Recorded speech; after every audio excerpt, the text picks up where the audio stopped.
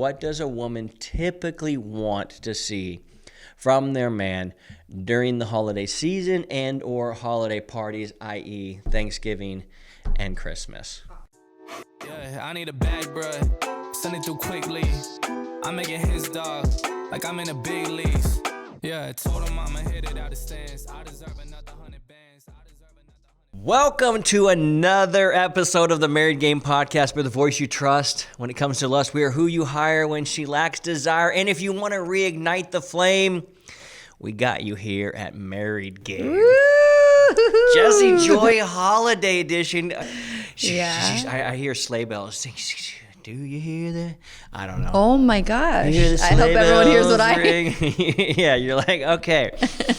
Well, we took a little bit of hiatus. I feel like this is more like season 2 that we're kind of entering into.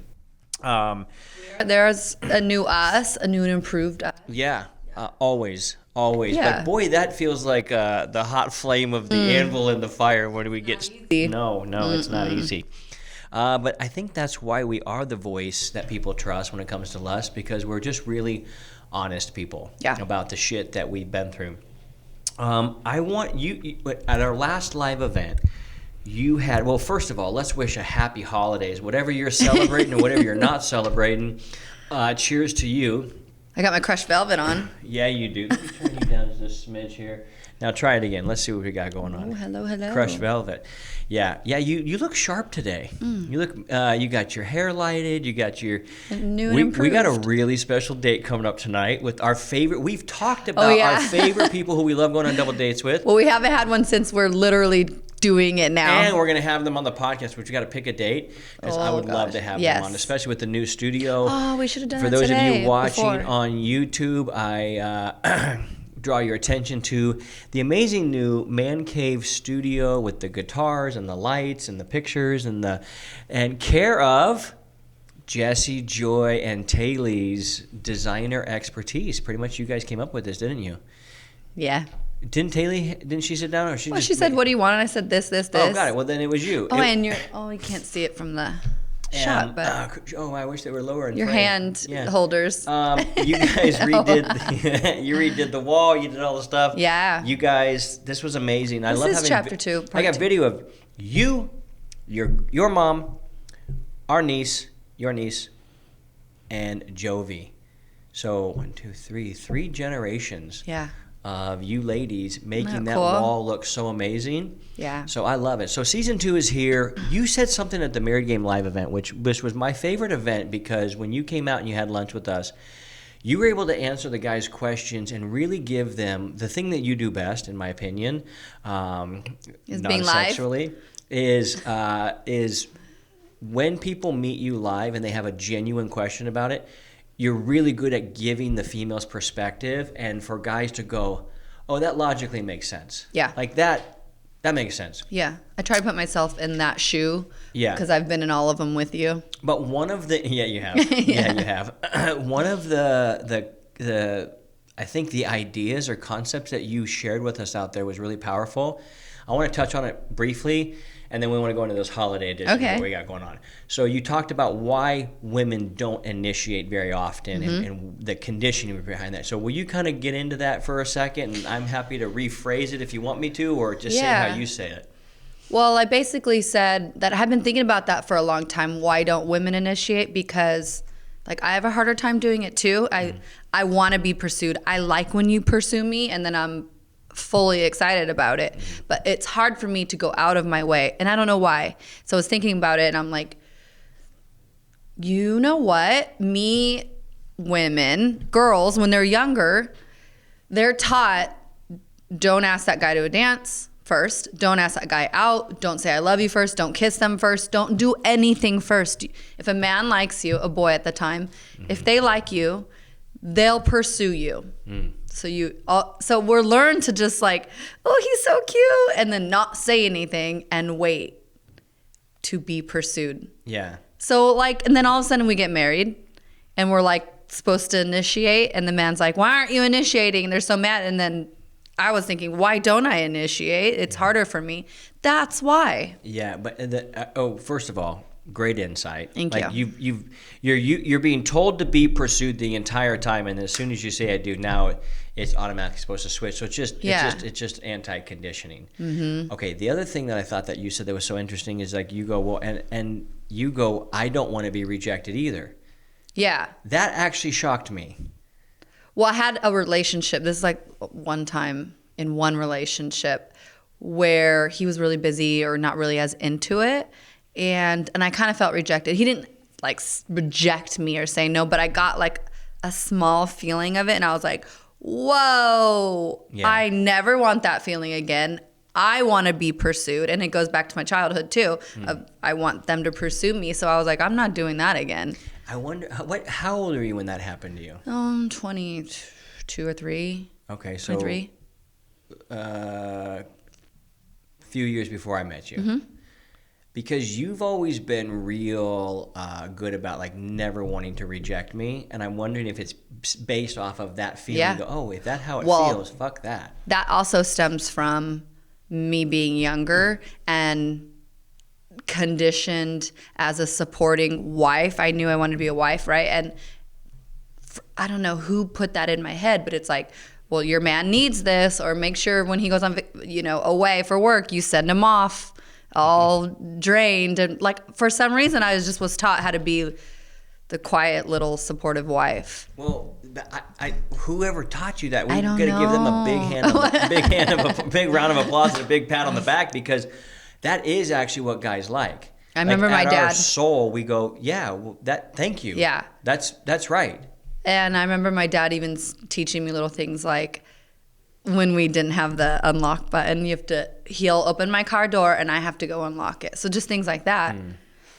Yeah. I just was always taught those things. I believe more like in the traditional roles, and I think you fit that. So there was like this thing between you and I that I go, I really like that. Yeah. I really like that. Now, we've recently discovered in some of my therapy that I might have a bit of a skewed view on that, and we're working through that, and I'm happy to subject myself under the scrutiny of that. To be fair, I think that I'm pushing that a little. I love the old school roles, but I also want to be my own person somewhat. Yeah. And I didn't feel like I probably was at that age in my young 20s. I wonder how many wives out there are feeling like maybe they lost themselves a little bit Yeah. to their man. Yeah. And it could be society pushing them on to say, you've got to be an independent woman, and all the feminist like leanings are, that's a big strong current that if you get swept away in it, you can really lose yourself. Yeah. But then there's the other one where you've got they're so traditional that like the wife's supposed to just shut up, be submissive, and not say a damn thing. And it's like,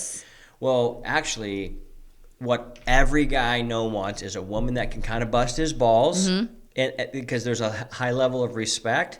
But then she's also there, goes, but I'm also here to support you, and I want to nurture you, and be like, you feel really fulfilled is my guess. I'm going to ask you on air here, but you feel really fulfilled being a mom to Jovi, and like to really being able to attend to any one of her needs.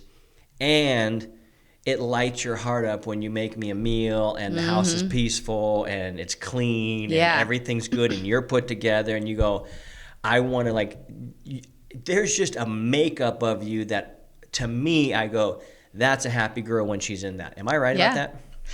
You're 100% right. That fills me like I'm an old Italian mom, like to feed you. I want to watch your bites and your face light up. Like I love that. The best. I want to say probably why women feel probably around my age to start to feel where they want to stick up for themselves is because they probably feel taken advantage of for all that effort and cooking, cleaning, mothering. They don't feel appreciated, I think. So when they start to stand up, they're like saying, well, I've done all this and you don't even appreciate it. So now I kind of want to like do my own thing somewhat. Yeah. So I think that's somewhat of a woman coming in her own. That is a huge insight. And I got to ask you, what could a guy, what you could say it about me right now, and I'm okay with that because I actually want to know. But if it would be different than what you would tell me, what would you tell the female or the male audience what their wife would probably want to hear? So if you could hear a statement or something I would do every single day that you would know, oh, this motherfucker not only noticed, but he deeply appreciated it, which then fills your bucket up knowing that you're doing it. What could I say? There's a couple of, I think of two things. So, you know those silly little memes where it's like, I got my nails done, and how the women want their husbands to react. They're like dying, have a heart attack because they got their damn nails done. Oh my God, that's like, so funny. Somewhat of to be enthusiastic about the dinner, or like notice the little things. Wow, the house looks so clean today. I love that. I love when you do that. So those little things you can do daily, but also once in a while saying, I deeply appreciate what you do, and I couldn't do what I do without you. And the teamwork, and without you, I'm nothing. With you, you're nothing. Like, just acknowledge how deeply appreciative you are of that. And not just appreciative, but I noticed you've slipped a couple of lines in there. What? Yes. Say it. It's that you really want to be acknowledged as a teammate. Yes. Why wouldn't you? I'm just saying it's Yes. not, I just deeply appreciate all the stuff that you do. It's, I deeply appreciate who you are and what you represent in this family. Yeah. That's beautiful. That's beautiful. Yeah. So that, I think, would apply probably to every guy out there. And that is, if you notice, try and be aware of the small things. Now, this is not something a guy is going to notice without some intention. And then on a as regular basis as possible, really expressing gratitude for the role that she's playing. So when you take your first bite of my food, I want you to die of a heart attack. Be like, it's so good. I can't believe you made this. I love it. I love it so Even much. just the joking about it is awesome too. It's fun. Yeah. Well, it's interesting is you're saying what you want. And this kind of, recently we did a post about the relationship recipe. Yeah. And it's fun to figure out. And it's also fun to kind of work through, hey, am I just being selfish here? Or where did I get, why do I want this?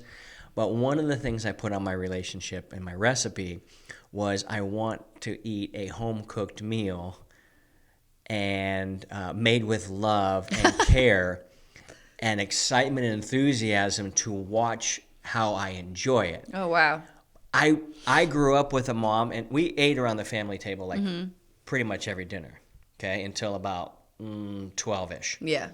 And so that was ingrained into me that families eat at the dinner table. And now I look back at it, now that 3 of my kids, are like pretty much up and gone, and I've got 1 left in the house, now with a niece. My favorite times actually are for us sitting around. We have a big-ass island that we can all pick a chair. It's like the king's table, isn't it? It really is. It's I huge, love and it. I love it too. But I love when we're all just sitting there, and it's like we're right here kind of actually acting as a family, which means we're learning from each other, growing from each other, learning things. I felt that really deeply last night with Jovi. That was so much fun. I got to tickle her till she peed her pants. Yeah, literally. That felt like an accomplishment as a dad.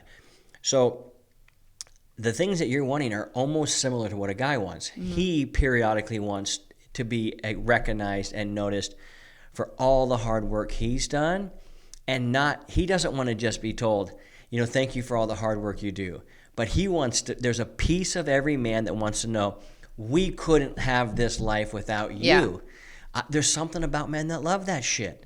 And it sounds like there's something about women that love that shit too. So we can step up our game, huh? Yeah, it sounds like we need to step up our like game. it. I like it too.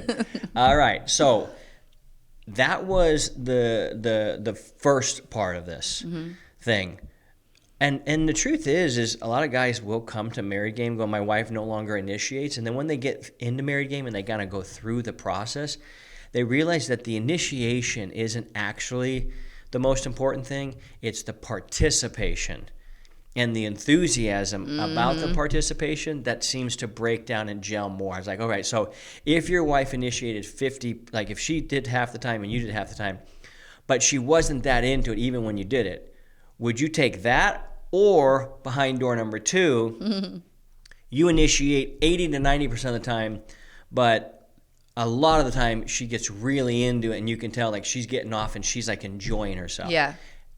Every guy picks door number 2. So it's like, all right, now that we got your attention, are you ready to learn the game? So it's beautiful. Okay, let's segue into holidays, past, present, and future. And if we could have the ghost of Christmas past, the ghost of Christmas present, and the ghost of Christmas future, what would that look like from a woman's perspective? What does a woman typically want to see from their man during the holiday season and or holiday parties, i.e. Thanksgiving and Christmas? I can just say one word and it kind of sums it up. Okay. Help. Okay. Okay. Just like a man wants a woman to be enthusiastic about sex, I want you to want to do the dishes. Got it. Okay, so how can he help more? If like he asked, or he just Asked what? do you need help, or he just automatically gets up with the kids, kind of entertains them, because sometimes they get a little wild. Okay. So a little help with them, or help cleaning up after them if they're little, or kind of keeping the house in order if people walk in, or say, do you need help chopping something, or just standing up, or like even I like when you sit at by the island with me as I'm chopping, because we're across from each other and you're just in it. Yeah. You're just in it with me. Like you feel like there's a mutual participation of actually being there together and being a part of the thing, rather than him just off and then you prepare and everything and then he finally just eats. Yeah, because when we talk about our past. Yeah, you can talk about anything. You can. Well, like we were saying, to the past, present, and future. The past, our old relationship, pretty sure a lot of men do this. All you did was sit on that couch. Yep. I may have adjusted a few pillows to sit on that couch more comfortably. Okay. You probably got up to pee, but barely. Yeah, right. Yeah. And like you would wait for me to serve you, and you're like, "Oh, we got any pie over there?" And yeah, just sat there the whole time. Yeah. And then like me and my family, and even in our past with your bigger kids, we'd all just be like in the kitchen, hanging out, talking, eating, whatever, and you're literally right there with the game on. It's so embarrassing. Wow, it's all coming back. It's so embarrassing. Like literally, I wanted you to say this because you're like, should I say? I'm like, say everything. Say yeah, I was like, I'm triggered about this. But you're not gonna hurt my feelings, because I'm just as embarrassed at that dude as you are, and it's just as comical to me now. Yeah. So like, that's Trevor. Like, fuck Trevor. So, but a lot of guys do that. They just sit down and it's like, they let the ladies kind of do their thing. But you're telling me that a wife is more into her man when he's like, yo, how can I help? How can I be a part of this? How can I actively be involved in the thing that's happening? Is that what I'm hearing? Yes. Yes. And because a woman has to clean the whole house first, then cook all the food, decorate whatever, and then clean up after again. Like you didn't help with any of that before, nothing. Mm-mm. So when you're like, let's have a party, I'm like, ooh, that's a lot of work for me, you know? Yeah, that makes sense. So, yeah. Okay. So help. All right, but there's a couple other things that let's talk about the extremes. Let's talk about Thanksgiving extremes and Christmas extremes, and you can use my extremes too. We can make fun of me. Okay. What were the things? That. What were you? I knew you would. What were the things that you? There was two things that you didn't want me to be. The number one was the slug, which you kind of mentioned. The slug. So the first guy you just talked about, that was Slug Keith, and that is, I'm going to watch as much college football sitting on this couch as possible and hopefully get you to serve me as much as possible. And keep it down over there. Yeah, we're trying to hear the game. Yeah. Okay. That couldn't be more of a Trevor-esque douchey thing that I've ever heard. All right. Yeah. Next phase or next guy. Yeah. What is his problem? What does he do? There was a birthday party you came to this a while ago, and you were like so fake because you were like trying to fake it for me, but it went the opposite way. There we go. Okay. And you were like, "Hey, what's up? Oh, hey, oh my God!" And I was like, "Stop! Who the hell is this guy? I'd rather you be a slug now." It was awful and embarrassing. That's so good. Mm-hmm. All right, so what did we learn here? That women are impossible to fucking please. That's not true. I'm just kidding. Just be yourself. I'm just kidding. There's always reasons why guys do this, and the reason why I wanted you to bring it up is because there was reasons, not valid, or not ones that will cause attraction in their wife. Yeah. But it's what guys think through. So I wanted you to bring it up so I could tell you, okay, this is what that guy's thinking. And hopefully we can help shift his thinking. If we can help shift his thinking, he'll shift his living. And if he shifts his living, maybe he can, shift his legacy. All right. Okay, you ready? Ready. So Slug Keith, and probably a lot of slug guys, most likely have the mentality of, I work hard. This is a day off from work for me. And I'm glad to be around you guys, but I need to kind of blow off some steam. I'm pretty sure that's how I thought. Yeah. Now saying that, it goes, well, that sounds pretty immature. All these thoughts like. Yeah, but I probably thought that. Like, No, I'm you did, yeah. trying to insert myself back in that guy, because that guy sounds crazy to me. But he's thinking that's the way it was. And for me growing up as a kid, that is what it was. All the women were in the kitchen making everything, the aunts, the grandmas, the great aunts, all this, because we would all travel down to Fountain Valley and all out to Aunt Ellen's house. And we'd be out, the boys would be out playing football and creating havoc, and then we'd come in and everything was there, and we'd eat up, and once we're done with that, thank you so much, and boom, back out it. So that's literally how I grew up. Not how I grew up. Yeah, we all helped. Yeah, so that's how I grew up. Yeah. So that's probably, I took that thinking, well, this is normal. I'm also learning through our work with the wizard that maybe my lifestyle and life growing up wasn't actually as normal as I thought it was.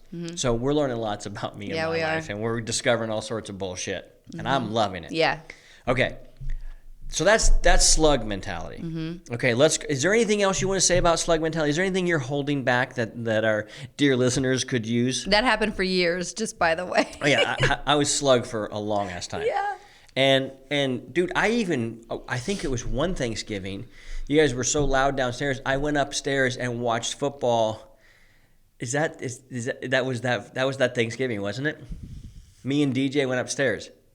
Oh gosh, we had so many. I know. I just saw. You just said we had so. You know what I mean? It's so many. Okay, so wait, and there was one where I just saw a picture and I was like, "You were there?" I saw a picture at my mom's house. I knew I was with my family, and then I saw you in the background, and you were huge. Oh my god! And I was like, "You actually were there?" I forgot. That's so funny. Yeah. It's so sad that we sad. look back That's now. sad. It is sad. Because I really, really enjoy holidays. Yeah. And I don't know how many people like really enjoy them like I do. Well, you really fell do. in love with me on a holiday. Thanksgiving. Yes. Which happens to be my favorite holiday. Probably because you don't do shit. Well, and I get to eat and watch football. Yeah. That was all I cared about back then. Yeah. That's why I was fat and I was fucking a football guy. Yeah. All right. So I think we've discovered and understand why the slug's thinking is this way. If you happen to be a slug, my guy, just know that it's not that your wife wants to see you be a woman in the kitchen. It's like, get to work. She wants to participate in a family activity with you as if you're there and there's nowhere else you'd rather be. Yeah. What I'm really realizing, and the whole wrap up of this is going to be, what people want on holidays is presence. And total presence means be here now, and what problem are you trying to solve? Yeah, I want your presence. No shit. Yeah. Okay, let's talk about fake guy, or we might call him hype man. Fake All right. man. Okay, so why would I do that? I think you were genuinely trying. That effort. Yeah. Tremendous amount of effort. Yes. And maybe guys who are in this role who are now they're faking it because they go, you know what? I do want to be there for her. I do love her, and I the thing about holidays, big birthdays, Christmas, Thanksgiving, is we got to set a context. That is an environment people you would not choose to associate with, but because we have a tradition of family, which I think is wrong, but that's okay. That's fine.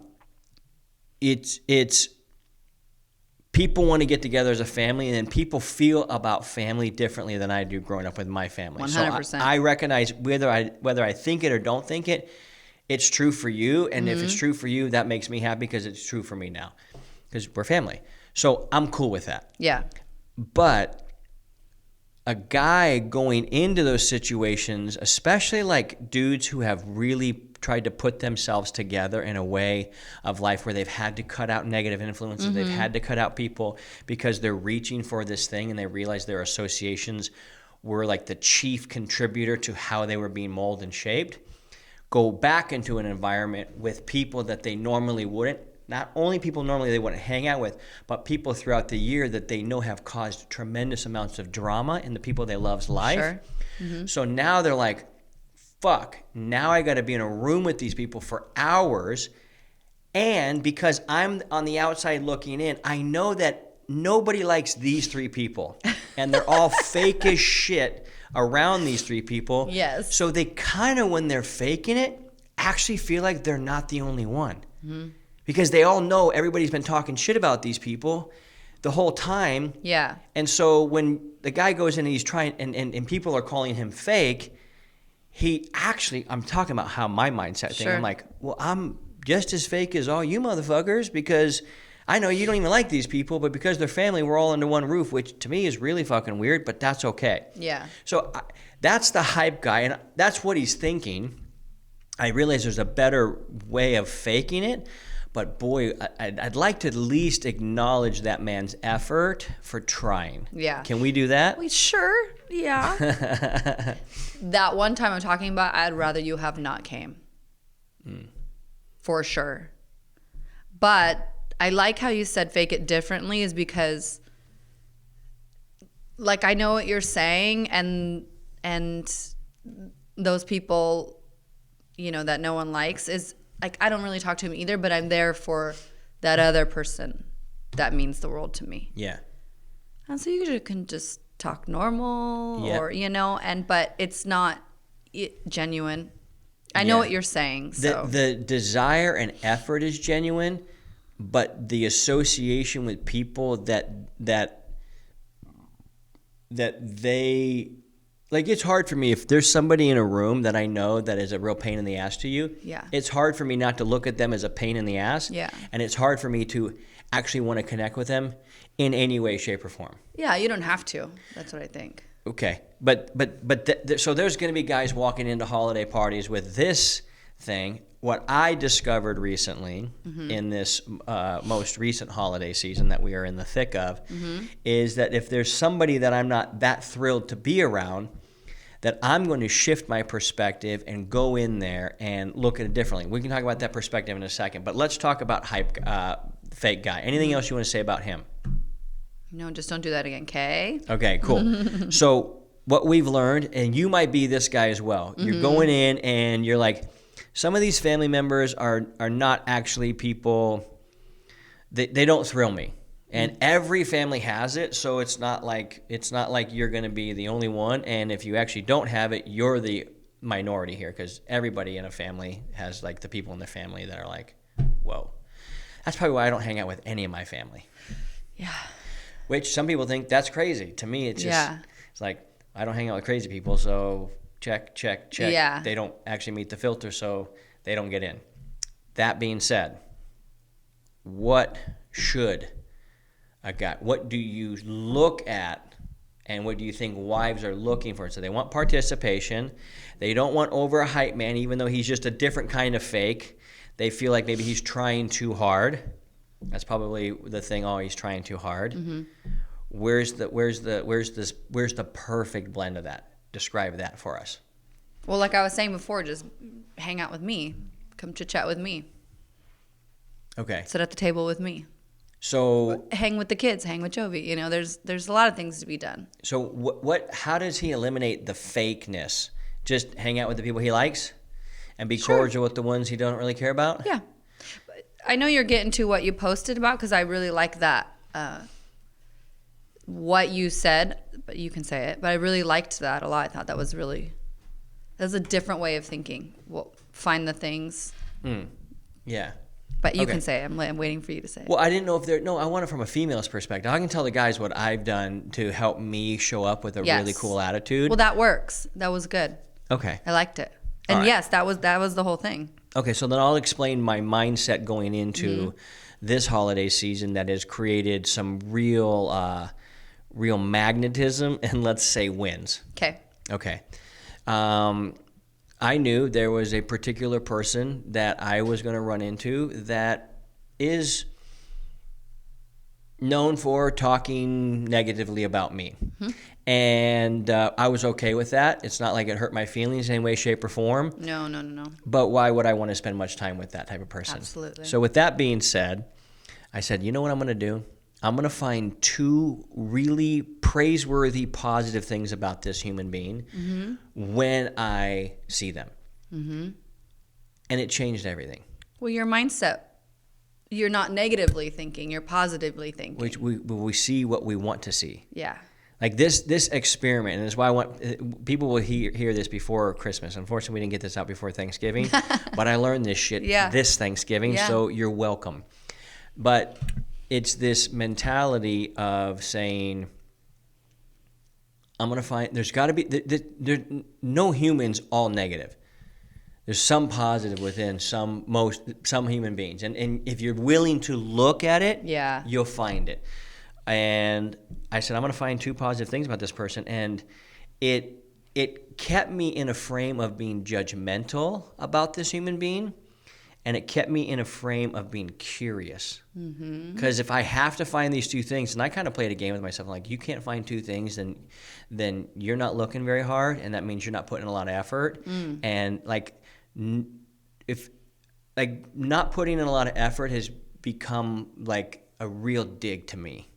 Like, that is unacceptable, because effort is, anybody can do effort. It's also why I think even if you're born with an ugly face, there's no reason you should ever have an ugly body, because that's all about your attitude. Yeah, your attitude. I agree with that. So my attitude is, I'm going to find something positive about this thing, and I'm going to put a lot of effort into figuring it out. I want to praise you on that, because in this particular situation, that's a lot of effort you put there. Yeah. And I know that. Yeah. And so I want to say thank you for that. Yeah, welcome. And I was actually, not to not accept your compliment, but it was easier than I thought it was going to be.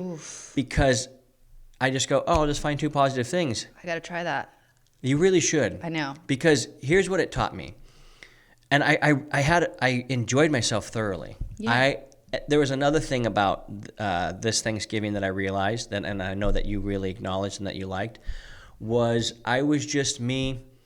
I wasn't trying to make friends with anybody. I was able to just calm down and be me and just be in the pocket with being in the pocket. Yeah. And I actually really enjoyed that. I really, really fucking enjoyed that. And it was cool because the charcuterie board was on fire. Your yams were absolutely to die for. Those are always so good. And it was just a really fun experience. And it was nice. It is what it is. Yeah. So when you are able to determine how you're going to see things, it's a real superpower. And I think it even happens in our marriage. And it needs to happen in marriage, because you will know more negative things about me than anybody, and I will know more negative things about you than anybody.